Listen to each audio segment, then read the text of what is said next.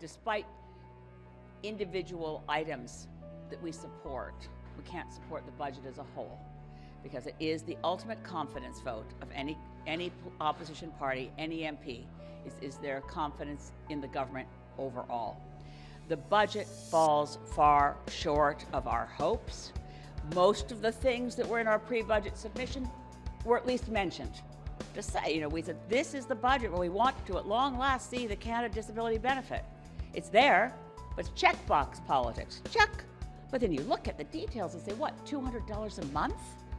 And not starting till July 2025 with further conditions for eligibility? We called for an end to legislated poverty for people with disabilities. That's not in here. We called for a doubling of social housing. What we see are additional incentives for developers. There's some bright spots for sure.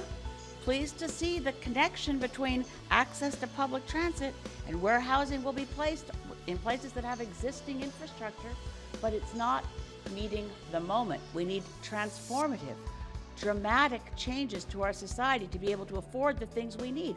They've refused to go to where the wealth is. Not just in excess profit taxes on big oil, that's clearly needed, and they pulled short of that, but wealth taxes. The top wealthiest, fewer than 100 families in this country, have more wealth than 12 million Canadians. We didn't used to have such a big gap between the very rich and the lowest part of our economic ladder in this country. It's one of the things I loved about looking at our stats compared to other countries. But the gap between the richest and the poorest has grown, and this does not address that fundamental question of economic justice. So is it fair? The question we ask is it just? And where is the justice? We're promised universal pharmacare. It's not in here. There's two classes of medical supports, not even a prescription drug, in terms of access to birth control. And yes, wonderful for families that are dealing with diabetes.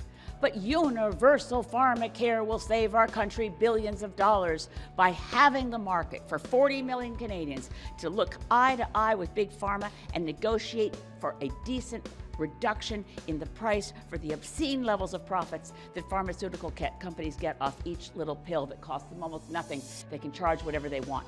This budget doesn't address that.